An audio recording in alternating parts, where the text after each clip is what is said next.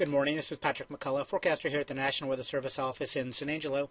Look at a messy forecast across west central Texas. This briefing is being updated early Monday morning.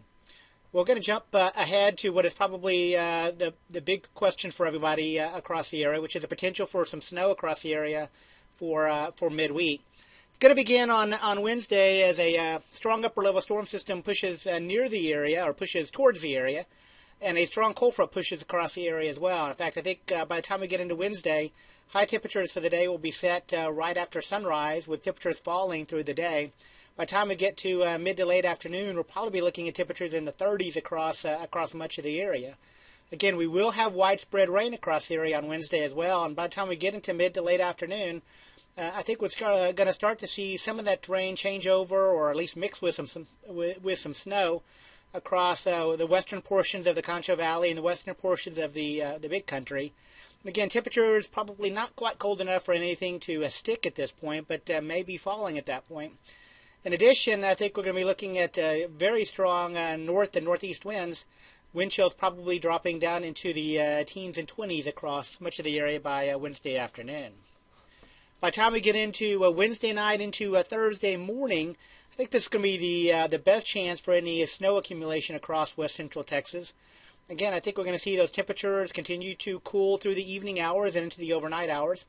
And more of west central Texas will kind of change over to mostly snow. At least that's the way the forecast looks right now. Maybe a rain-snow mix, or maybe a little bit of eventually changing over to snow by sunrise across the northwest Hill Country, down towards San Saba, Mason Junction, Menard, Brady areas. But again, if we're going to see snow accumulations, this is probably the time period when it'd be most likely. Again, that's probably 48 to 72 hours in advance right now, so it's a little early to talk about real numbers. But at least looking like the possibility of seeing some snow accumulation across much of the area, and enough accumulation to cause the potential for some hazardous driving conditions on area roadway. So I think we'll be able to fine-tune these details and start talking about numbers as we go later today, and especially into the day tomorrow and into Wednesday morning.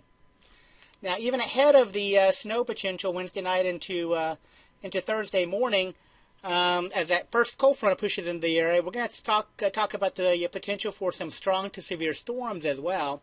Again, I think the potential will be Tuesday afternoon into Tuesday evening ahead of that strong cold front, and focus really on that area from Sweetwater and Abilene south toward Brady, Brownwood, and especially the area in the Concho Valley around San Angelo. The threat area, the threat really is going to be the potential for some storms to produce some, say, hail, large hail, maybe up to quarter size, some damaging winds up to 60 miles per hour.